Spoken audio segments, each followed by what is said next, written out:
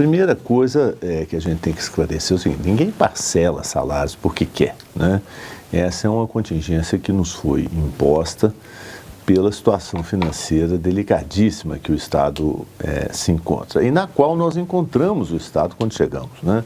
O déficit que a gente herdou dos governos passados cerca de 8 bilhões de reais por ano, né? E esse é um déficit estrutural. Basicamente, todo ele é causado pela Previdência Pública, né?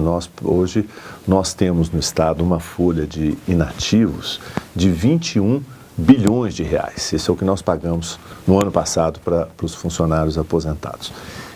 E arrecadamos de contribuição previdenciária mais a patronal cerca de 5,5, 6 bilhões de reais. Então, faltam 16 bilhões de reais todo ano na folha de inativos que tem que ser completado com os impostos. Esses 16 bilhões nós conseguimos tirar da arrecadação do Estado, da arrecadação tributária, cerca de 8 bilhões, mais ou menos a metade. E cobrimos, então, com esses 8 bilhões, uma parte do rombo de 16 bilhões. Mas fica faltando a outra metade, os outros 8. Isso podia ter sido enfrentado estruturalmente ao longo dos 12 anos que o PSDB governou Minas Gerais, de forma estrutural.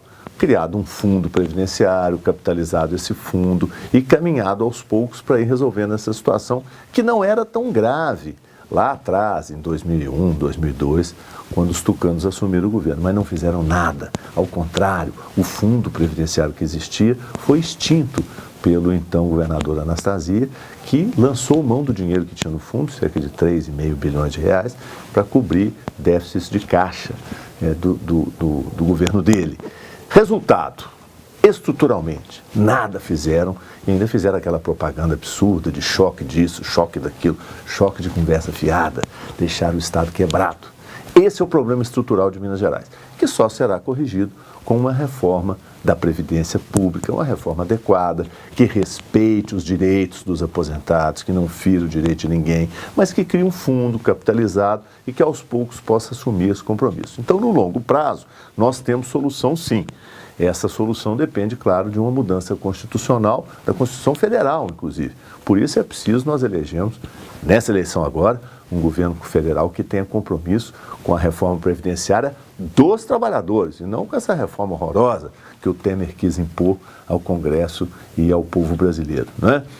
Esse é o problema estrutural. Agora, conjunturalmente, é claro que você pode encontrar receitas extraordinárias, e nós fizemos isso no primeiro e no segundo ano do nosso governo. Nós operamos com receitas extraordinárias que cobriram esse déficit e permitiram que a gente pagasse folhas sem ter esse parcelamento. Já no terceiro ano, nós não conseguimos, embora tenhamos feito todo o esforço. Por quê? Porque a oposição, volto a dizer, os partidos que em Minas Gerais fazem oposição ao nosso governo e são os mesmos que dão sustentação a esse desgoverno do Temer lá em Brasília, são os mesmos, PSDB, Democratas, essa gente se opôs na Assembleia Legislativa e nós não conseguimos aprovar os projetos de lei que nos dariam condições de fazer operações financeiras.